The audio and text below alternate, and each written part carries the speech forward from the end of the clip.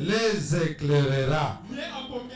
Soit éclairé par l'Éternel, soit éclairé par sa victoire.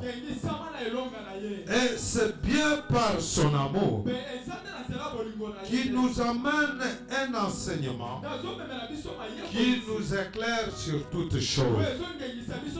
Et nous avons vu Proverbe 6, 23 qui nous a conduit à comprendre aussi que cette lumière provient des enseignements. Pas n'importe quel enseignement, mais de la connaissance de la parole de Dieu. Amen. Et nous avons dit qu'au regard de la méchanceté qui se vit dans le monde aujourd'hui, Esaïe en nous exhortant, en nous demandant de nous lever, de marcher, d'aller à la rencontre de la lumière. Cela voulait dire quoi? Cela rencontre encore la pensée de Paul, qui est exprimée dans Romains 12, 21, où il est écrit: ne te laisse pas vaincre par le mal, mais surmonte le mal par le bien. Je dis à quelqu'un ce matin, ton exercice dans la vie, c'est de savoir surmonter le mal par le bien. Celui qui parvient à surmonter le mal par le bien devient automatiquement le fils des lumières. Mais toujours en parlant de ce grand thème, soyez fils de lumière. Mais je voudrais te dire une chose ce matin. Je voudrais te parler de quelque chose, d'un exercice permanent que tu devras faire dans ta vie. Et cet exercice est possible avec ces écritures. Pierre 2, 12. 1 Pierre chapitre 2 verset 12. 1 Jean chapitre 2 verset 9 à 11. Luc 6, 1 verset 68 qui est parmi nos versets principaux de l'année. C'est pourquoi je vais te demander d'être prêt à la lecture. Nous allons commencer par lire 1 Pierre chapitre 2 verset 12. Nous lisons pour la gloire de notre Dieu.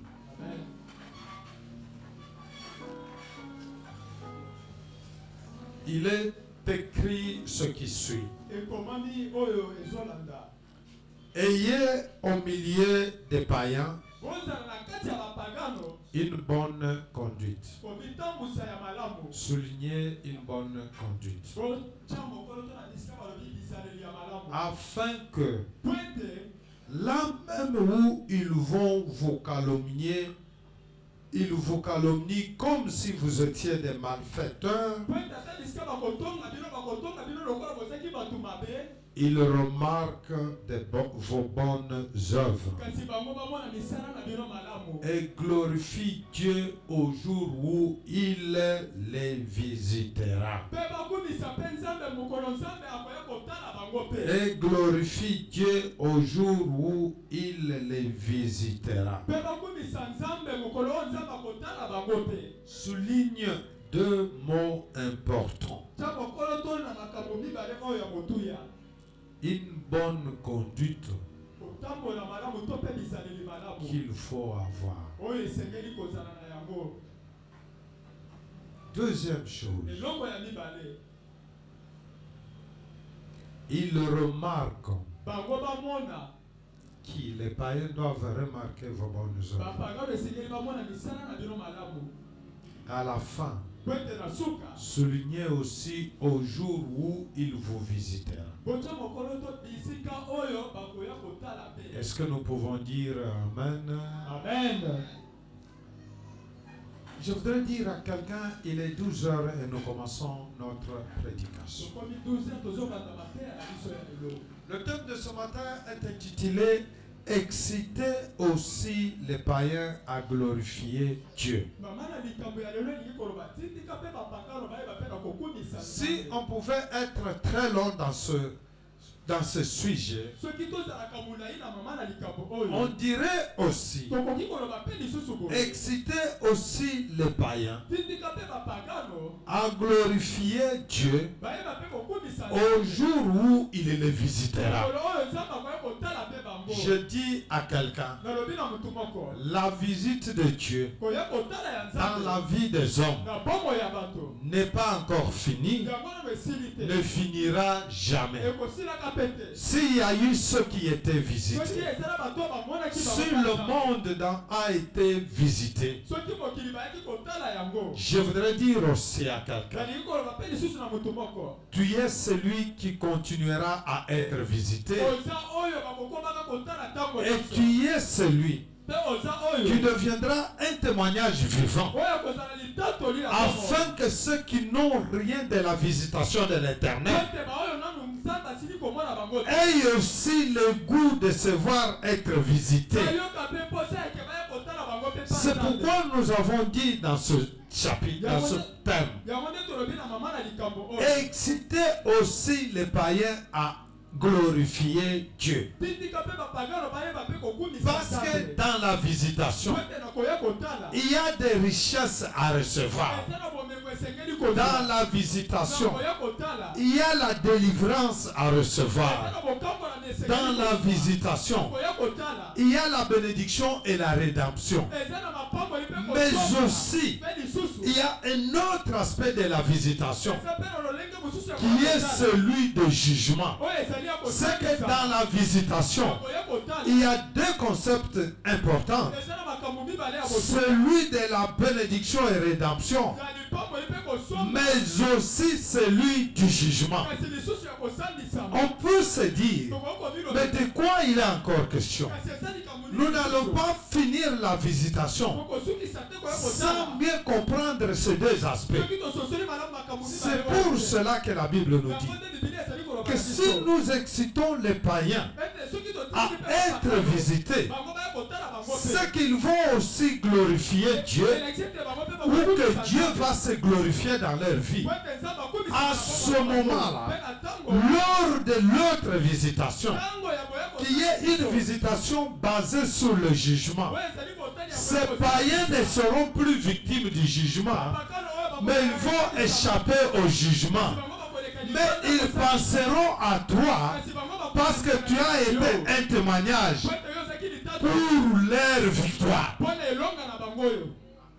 Est-ce qu'il y a quelqu'un qui me comprend? Amen. Est-ce qu'il y a quelqu'un qui me comprend?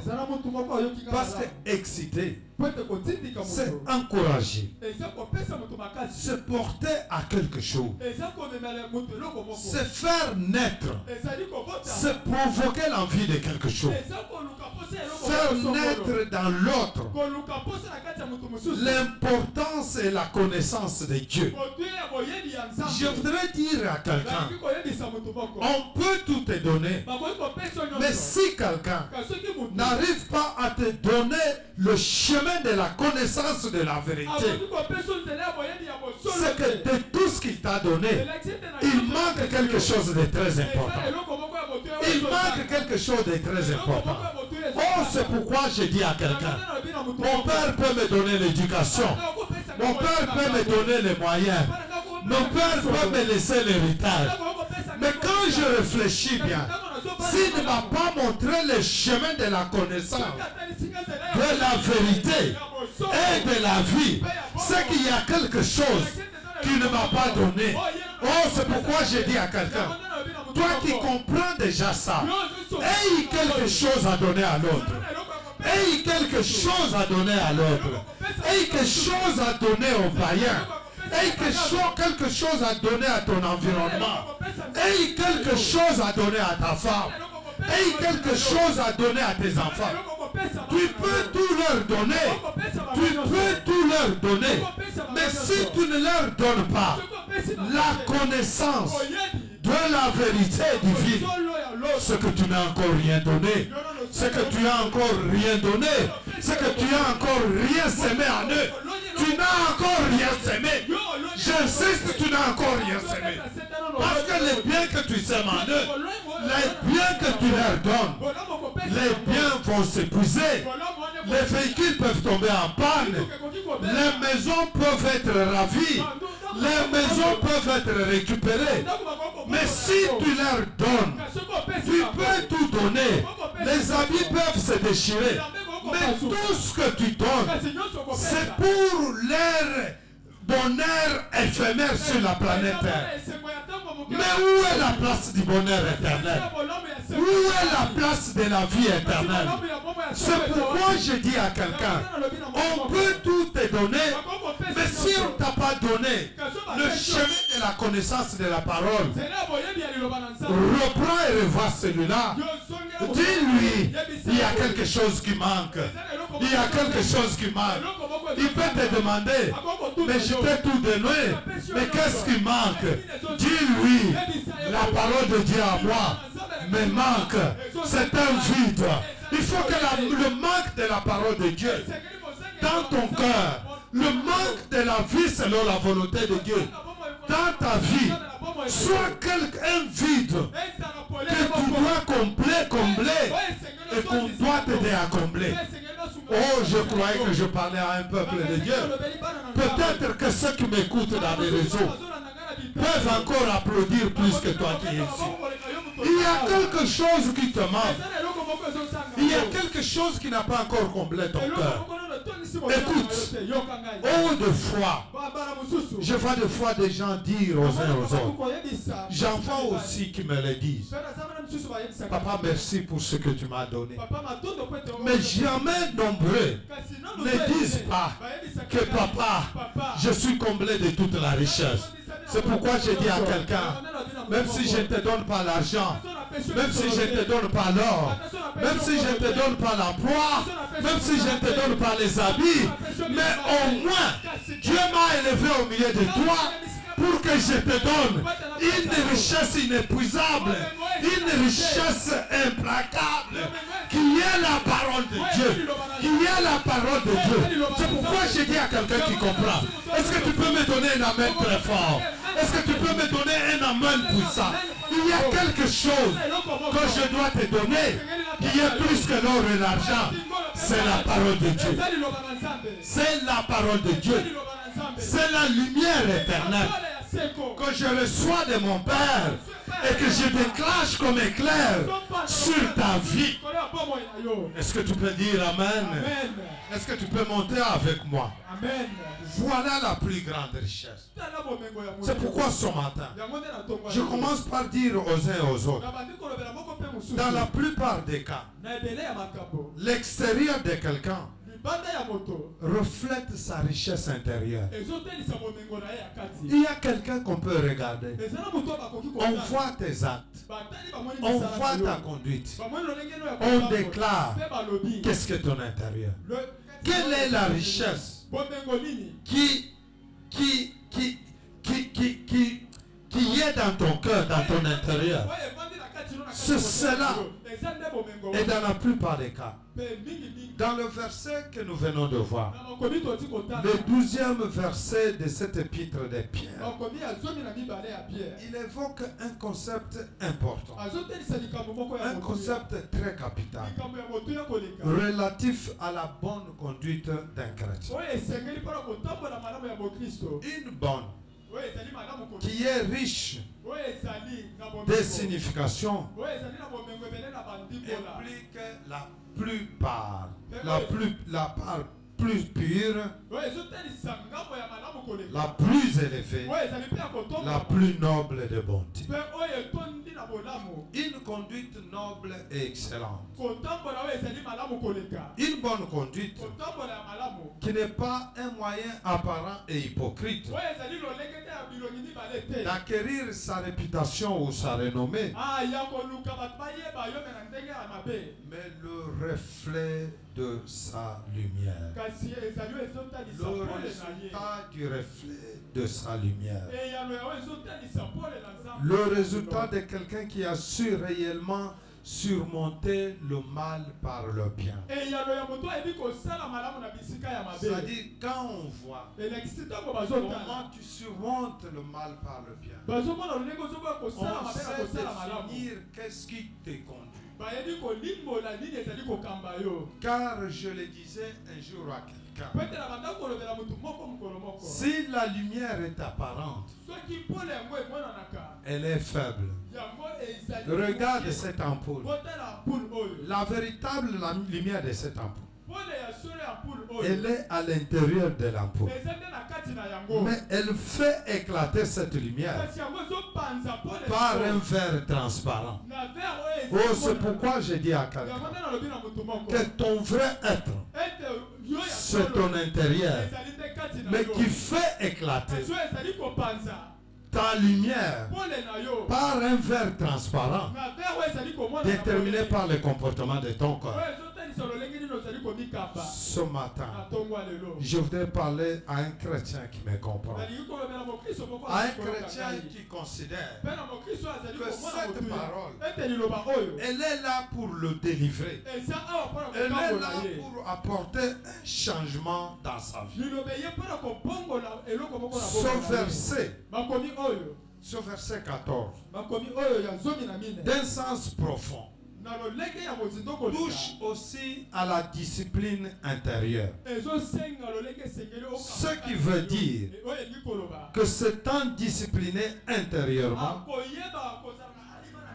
le chrétien doit vivre à l'extérieur parmi les non-chrétiens d'une manière qui reflète cette discipline intérieure, d'une manière qui reflète sa lumière, ou d'une manière qui reflète l'amour de l'autre. Peuple de Dieu, d'une manière qui reflète l'amour de l'autre. Car le verset que nous avons vu vendredi, s'il faut le reprendre, 1 Jean chapitre 2, versets 9 à 11, où il est écrit, celui qui dit qu'il est dans la lumière et qui est son frère est encore dans les ténèbres. Celui qui aime son frère demeure dans la lumière et aucune occasion de chute n'est en lui. Mais celui qui est son frère est dans les ténèbres. Il marche dans les ténèbres et il ne sait où il va parce que les ténèbres l'ont aveuglé. Oh, laissez-moi encore reprendre une chose. Un aveugle, lever, il peut se lever.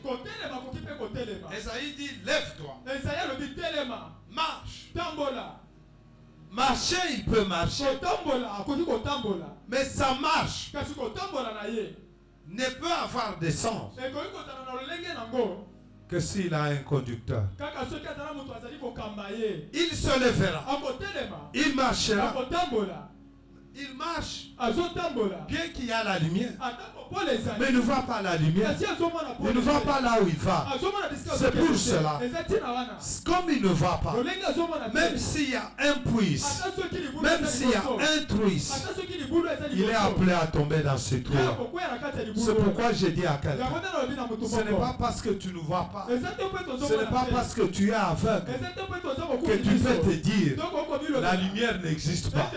C'est toi qui ne vois pas, mais la lumière existe. C'est toi qui vas dans les fonds, dans les puits, mais la lumière pour t'éclairer existe. Et cette lumière, c'est la parole de Dieu. Ce n'est pas parce que tu ne l'aimes pas. Ce n'est pas parce que tu n'en fais pas ta nourriture que la parole de Dieu n'existe pas. Et qu'elle ne renferme pas la richesse pour les saluts.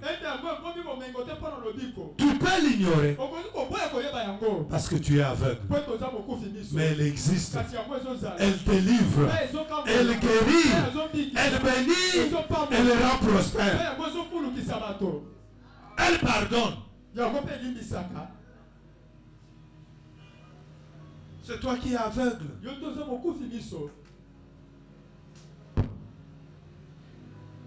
Comment vas-tu arriver à destination si tu ne sais pas voir les dangers à éviter? Sors de ton aveuglement. Laisse-toi éclairer. Je dis à quelqu'un, laisse-toi éclairer. Je dis encore à quelqu'un, laisse-toi éclairer. Si nous rentrons au verset 10 de l'Écriture, cette écriture prouve à suffisance combien certains chrétiens prétendent-ils avoir reçu une lumière particulière, une connaissance transcendante de Dieu et le salut, mais leurs actes, notamment leur manque d'amour, démentent les affirmations. Certains actes posés par les chrétiens contredisent effectivement leurs identités chrétiennes et leur foi. Dans ce sens, que leurs vies sont encore marquées par une habitude de haine, comme nous l'avons vu dans 1 Jean 2, 9 à 11, ce qui prouve qu'ils sont encore dans les ténèbres. Et le vendredi, je l'ai dit, que beaucoup parmi nous vivent encore cette habitude de haine, marchent encore dans ce chemin de haine. Peuple de Dieu, je l'ai dit vendredi, parmi nous les chrétiens, surtout parmi les jeunes, je dirais qu'ils sont nombreux dans les ténèbres. Pourquoi pas aussi parmi les parents? Comment pensez-vous qu'un seul jeune vous présente 3-4 fiancés? Comment voulez-vous que dans cette salle, qu'il y ait des hommes, qu'il y ait des filles, le même frère, tel est sa fiancée, tel autre sa fiancée, celle-là encore sa fiancée, tel autre sa femme, tel autre encore? Ce sont les attitudes de haine. Je dis aux frères, quand vous faites ça, quel est l'acte d'amour que nous avons des autres? Quel est l'acte d'amour si au milieu de nous, des actes au milieu des chrétiens, des actes pareils doivent exister? Mais vous détruisez les païens, vous détruisez ceux qui viennent dans leur foi à cause de ces choses.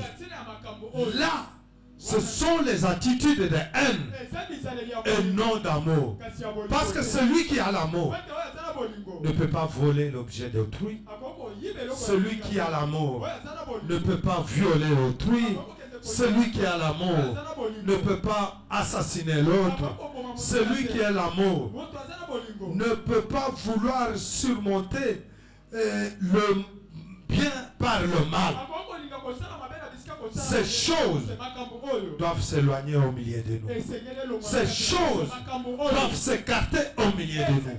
Il est inconcevable que nous qui allions démontrer, présenter, témoigner de notre amour au milieu des païens, que les païens apprennent au milieu de nous ces choses C'est une destruction partout où les chrétiens se retrouvent. Peuple de Dieu, lèvons-nous, marchons, surmontons le mal par le bien. Oh, je parle à quelqu'un ce matin. Car la Bible dit, celui qui dit qu'il est dans la lumière et qu'il est son frère, il y a plusieurs manières d'haïr son frère ou sa soeur. Il y a plusieurs manières d'haïr son collègue ou son ami. Il y a plusieurs manières d'haïr son environnement et ses voisins. Il y a plusieurs manières de le faire. Plusieurs manières d'agir timidement. Qui doit sortir au milieu des enfants de Dieu?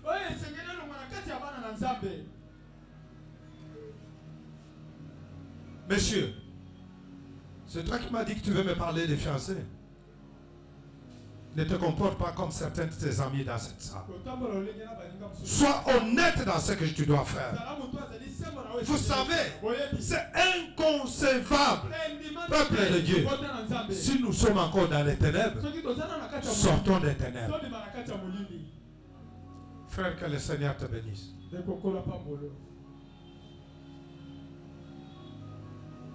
La sœur qui dort là, qu'elle vienne. Maman, viens toi qui dors. Comme ça, moi qui le mobile, moi la. Viens maman, viens, viens. Approche. Amen. Amen. Mais je l'appelle aussi. C'est un des témoignages vivants dans cette salle. Cette fille, malgré tout ce que les gens pouvaient dire, mais elle était devenue un modèle de cette parole. Il a attendu son temps. Le frère s'est présenté. Que le Seigneur te bénisse. Et nous avons été contents de prier pour ce couple. Aujourd'hui, c'est un couple vivant avec un bébé vivant. Va dormir à côté de ton mari. Éloignons-nous de ces choses. Ça fait encore de nous les enfants des ténèbres. J'espère que je ne le dis pas à un païen. Parce que dans cette salle, il n'y a pas de païens. Je parle aux chrétiens. Je réveille encore leur esprit. Je comble encore leur âme d'une parole capable de les retourner sur le vrai chemin. Est-ce qu'il y a des chrétiens dans cette salle? Est-ce qu'il y a des chrétiens dans cette salle? Est-ce qu'ils peuvent applaudir pour leur foi? Est-ce que vous pouvez encore applaudir davantage? Oh, je l'ai dit, que ces histoires doivent s'éloigner du milieu des enfants de Dieu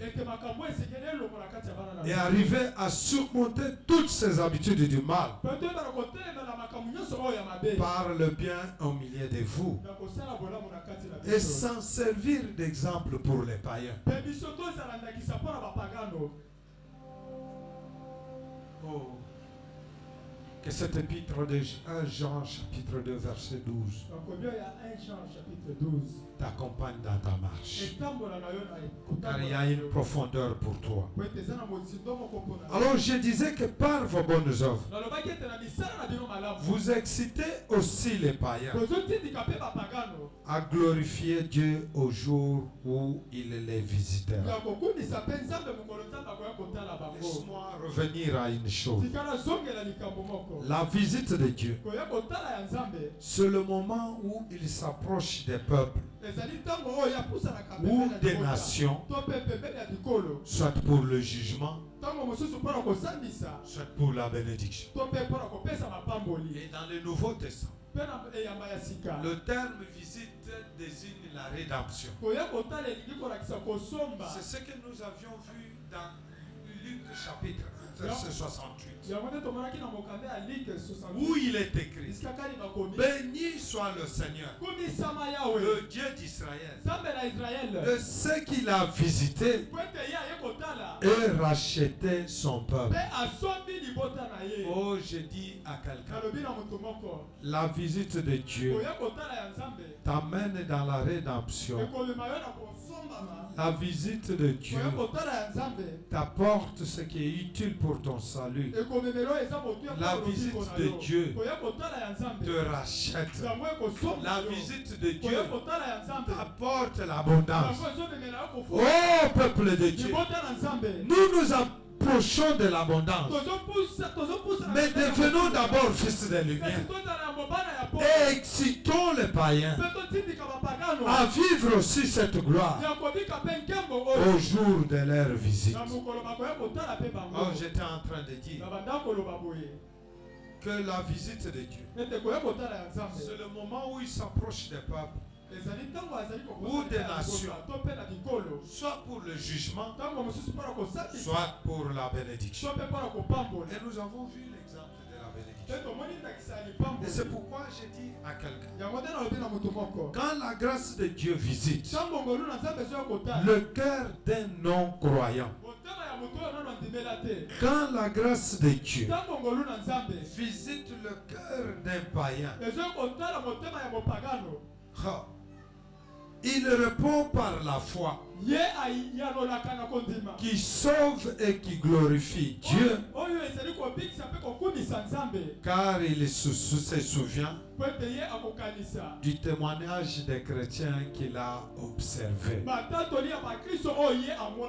Il y a des gens qui sont dans les ténèbres, mais qui vivent la lumière à cause de votre témoignage, qui sont éclairés à cause de votre témoignage. Peuple de Dieu, devenons véritablement ce témoignage. C'est-à-dire, quand ce païen-là vit sa gloire, il se dit, c'est grâce à Dieu donné, grâce à ces Séphoriens, grâce à Moïse, grâce à François, que j'ai vu la lumière de Dieu. Oh, à chaque fois qu'il dira ça, c'est toi aussi qui seras dans la gloire. C'est toi aussi qui seras dans la gloire. Il y a des choses que les gens ne peuvent pas oublier. Un jour, je causais avec quelqu'un qui semblait tout oublier. Mais il y a une chose qu'il n'a pas oubliée. La parole du Seigneur que j'avais prononcée lors de notre rencontre. Peuple de Dieu, il y a quelque chose que quelqu'un ne pourra pas oublier. Toi qui vas aider un frère, toi qui vas aider ton fils, toi qui vas aider ton frère, toi qui vas aider ta femme, toi qui vas aider ton mari, toi qui vas aider ton voisin à vivre la lumière de Dieu, à connaître la vérité de Dieu. Cette histoire qui l'amènera dans le salut, qui l'amènera dans le ciel, il ne l'oubliera jamais. La joie qu'il aura sur la planète Terre, même celle qu'il aura dans le ciel, au moins il se souviendra de toi. Parce que ce qu'il avait observé de toi l'a poussé de devenir aussi chrétien, l'a poussé aussi de devenir enfant de Dieu. Oh, lève-toi et deviens ce véritable témoignage. Deviens ce véritable témoignage pour les païens, mais aussi pour ceux qui te voient. Ceux qui ne croient pas expérimenteront la visite de sa colère lors du jugement dernier. Je parle à quelqu'un. Tu peux ne pas me croire dans ce que je te dis, mais lors du jugement dernier, tu seras le seul à expérimenter le jugement de Dieu à cause de ton ignorance, à cause de ta désobéissance. Peuple de Dieu, cela n'est pas mon souhait. Le Seigneur dit, la parole de Dieu déclare, que le désir le plus ardent, c'est de ne pas vous voir vous perdre. Dieu n'a jamais souhaité vous perdre. Le Seigneur Jésus n'avait jamais souhaité perdre. Et la continuité de sa mission, c'est pour que ceux qui connaissent ne se perdent pas. Moi aussi, dans cette continuité, je ne veux pas te voir te perdre. Mais ma prière ce matin, et que Dieu te pardonne, et que tu te répandes sincèrement, afin de revenir sur le chemin de la vie. Quelques questions pour clôturer. Question. Un païen, si tu peux écrire, parce que le dimanche prochain, avant de commencer la prédication, j'aurai besoin des réponses de quelques-uns. Écoute la question, la première question. Un païen peut-il se souvenir de ton témoignage pour être sauvé? Tu as écrit? Un païen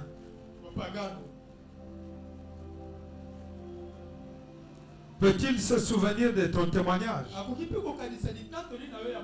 pour être sauvé? Deuxième question, plus longue. Au vu de cet engagement, de cet enseignement ce matin, quelle visite souhaiteriez-vous lors du jugement dernier? Celle de la gloire parce que tu as éclairé les autres, ou celle de la colère pour avoir détruit la foi des autres? Maintenant, mets-toi debout. Seul devant ta conscience. Mets-toi debout. Seul. Si tu as bien compris ce message, tu n'as pas le temps d'attendre que j'insiste pour que tu te mettes. La conclusion de ce message, c'est deux questions auxquelles tu devras répondre. Seul devant ta conscience et devant l'engagement que tu prends devant cet enseignement. Personne ne te pousse à répondre. Mais ta conscience est capable de t'accompagner pour répondre. Maman Anto, au vu de cet enseignement, un païen peut-il se souvenir de ton témoignage pour être sauvé? Papa François, au vu de cet enseignement ce matin, quelle visite souhaiteriez-vous lors du jugement dernier? Parce que la Bible nous dit, la visite de Dieu, c'est celle de la bénédiction, pour la bénédiction, mais aussi pour le jugement. Mais tu veux quelle visite? Au jugement dernier, ou celui qui t'amène dans la rédemption? C'est pourquoi j'ai dit à quelqu'un que ce que j'ai dit à Maman Anto, je l'ai dit à chaque sœur présente dans cette salle. Je l'ai dit à chaque sœur qui peut nous écouter. Ce que j'ai dit à Papa François, nous l'avons aussi Dieu. Nous l'avons aussi dit à chaque frère et chaque papa, et même ceux-là qui nous suivent en ligne. C'est pourquoi j'ai dit, seul, alors seul, devant ta conscience, pendant que tu es en train de t'incliner dans la prière, il est possible que tu décides de maintenant de t'élever. Pas t'élever pour marcher comme un aveugle, mais de t'élever pour te laisser conduire par cette parole d'aujourd'hui, afin de surmonter le mal par le bien, pour chercher la face de l'Éternel et laisser t'éclairer par sa lumière. Si tu peux t'incliner déjà dans la prière, et nous prions Dieu pour que ta prière soit écoutée. Ce matin, tu es seul devant ta conscience. Seul devant ta conscience. Devant cette parole que tu as écoutée. Comment peux-tu répondre à ces deux questions? Que le Seigneur vous bénisse.